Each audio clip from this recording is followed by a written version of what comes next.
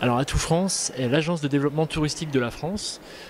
À ce titre, on est particulièrement intéressé par la filière onnotourisme. Pour la destination France, l'onnotourisme en général est une filière stratégique. Pourquoi? Parce que le vin, la vigne et l'art de vivre qui vont avec sont indissociables de l'image de marque de la France. C'est là que réside le pouvoir d'attraction de la destination France. C'est également intéressant pour la viticulture dans le sens où ça représente une source de revenus complémentaires.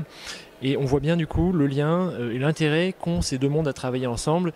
C'est ce qu'on fait donc dans le cadre à la fois du pôle d'excellence dédié à l'onnotourisme, mais aussi du cluster onnotourisme en matière de promotion et de commercialisation de l'offre onnotouristique sur les marchés internationaux.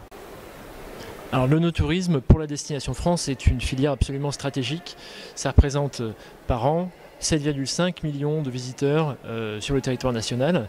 61% de ces onnotouristes sont français et on constate du coup que 39% de ces visiteurs sont étrangers et c'est en ce sens que c'est absolument stratégique pour la destination France.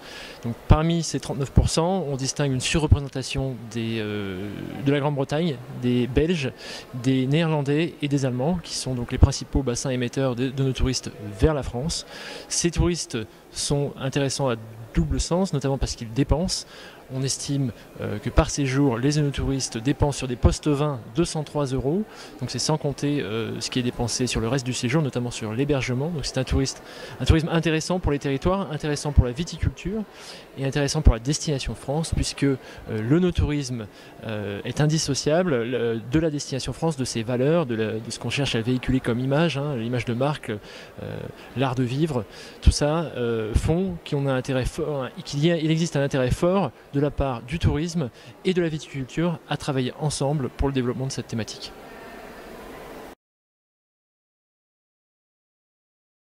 La vallée du Rhône s'est intéressée très tôt au soutien des producteurs qui voulaient créer une activité onnotouristique.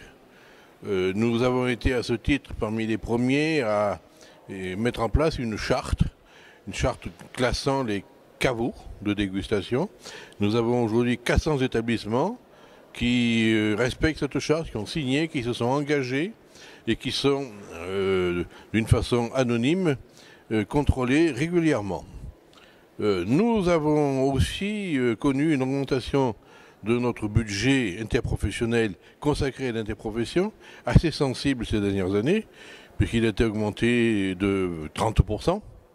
Ce qui montre bien notre engagement dans cette démarche de soutien et de développement, persuadé que l'onnotourisme pour notre région, c'est un avantage supplémentaire pour la viticulture, mais c'est aussi un atout pour tout le tourisme du territoire où la viticulture de la vallée du Rhône est établie.